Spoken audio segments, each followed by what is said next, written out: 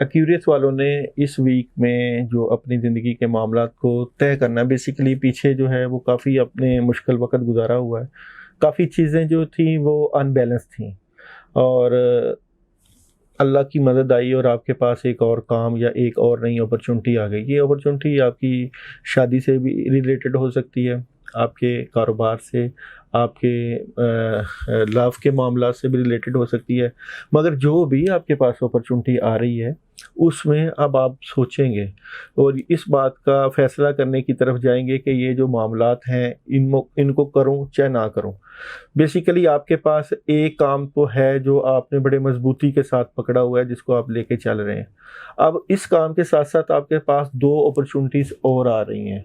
अब आप सोच रहे हैं कि इनमें से किसको सिलेक्ट करना है, या इनको छोड़ना है या नहीं करना।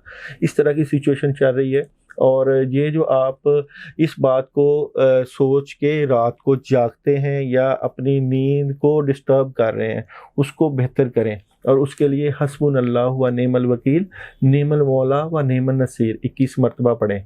और जो आपके पास अपॉर्चुनिटी आ रही है, उससे फ़ायदा उठाने की कोशिश करें, मायूसी को निकालें दिल से। ये जो काफ़ी चीज़ें होती हैं ना आपकी ज़िंदगी में, कि आपके पास जो चीज़ आती है, आप उसके ऊपर बार बार सोच के अपना वक़्त ज़ाया करते हैं।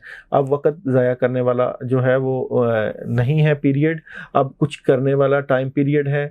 और डरना छोड़ दें, कामों के लिहाज से डरना छोड़ दें, अपने मामलात के लिहाज से डरना छोड़ दें। अल्लाह हैं, अल्लाह आपके मामलात में मदद करेंगे, आपकी ज़िंदगी को बेहतरी की तरफ ले जाया जाएगा।